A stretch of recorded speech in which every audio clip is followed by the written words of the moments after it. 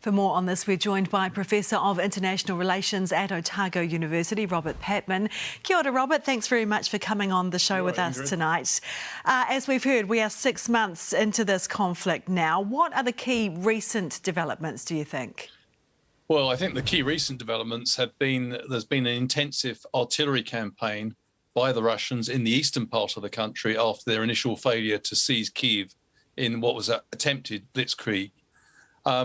What we are facing now, it doesn't seem like diplomacy is really a realistic option.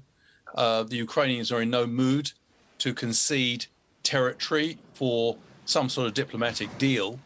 And recent developments suggest that Ukraine is becoming bolder in its counteroffensive. The Russian government has experienced missile strikes in Crimea.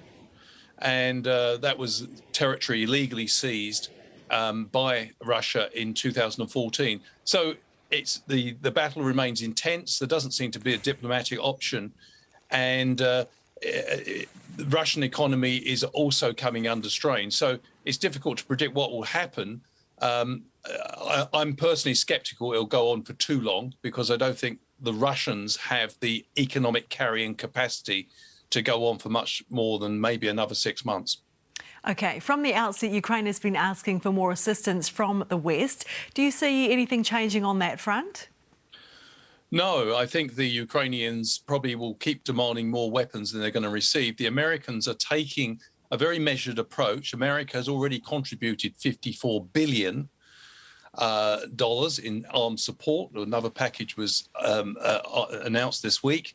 And the strategy seems to be to give the Ukrainians sufficient weaponry so that they can hold their own in the battle against Russia, but without giving too much weaponry that might be seen as a provocation. There's fears that the Russians will escalate.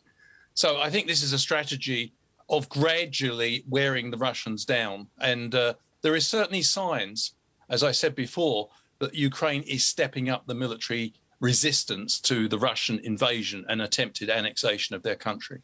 Are you suggesting that Ukraine will win this war?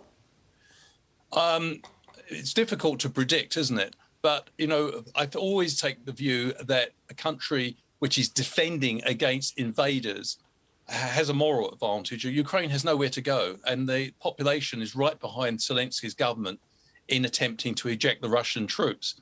So I think that's an important factor. I also think that Western support for Ukraine will hold up despite some of the economic consequences of the conflict.